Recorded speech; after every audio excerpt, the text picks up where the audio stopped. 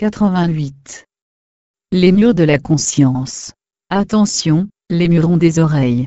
Et parfois, dans certaines salles de spectacle, les oreilles ont des murs.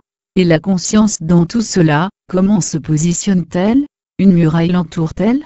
Dans l'affirmative, ces cloisons sont-elles d'origine? Et d'où proviennent-elles? Être conscient, cela s'apprend, et de façon multiple, les perceptions qui rendent compte de l'environnement dans, et avec lequel les êtres interagissent, l'éducation familiale et scolaire, enfin l'aboutissement, se situer dans le modèle sociétal.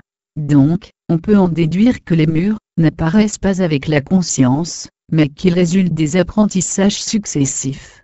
Ces barrières s'affirment et se renforcent au fil du temps, au point que certaines paraissent infranchissables. Essayons de rentrer plus avant dans ce processus de fabrication, peut-être que les secrets qu'il recèle nous en apprendra davantage sur nous-mêmes.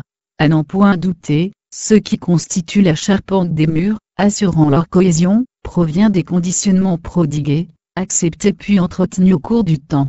Le revêtement, l'apparence d'aspect changeant, confine à la transparence, on finit par ne plus les remarquer.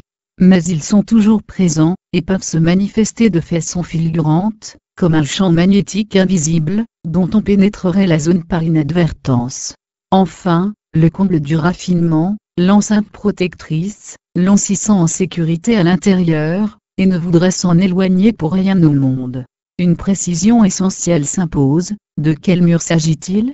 Pas de ceux qui, une fois dépassés, permettraient de se livrer à toute transgression, exaction et abus divers au détriment d'autrui, mais de remparts qui enferment l'ego, le maintiennent dans une séparation illusoire, lui font accorder plus d'importance aux expériences de conscience qu'à la conscience elle-même, donc de ce qu'elle représente fondamentalement, l'unité avec tous les êtres.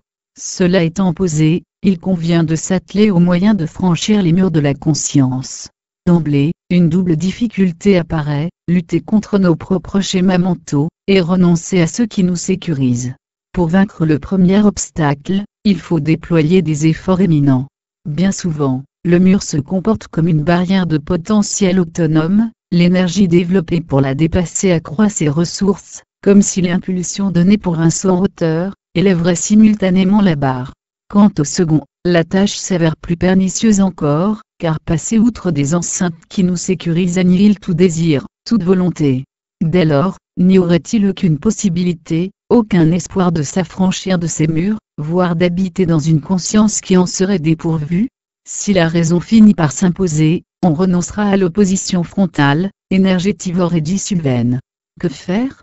Imiter la nature avec l'effet tunnel.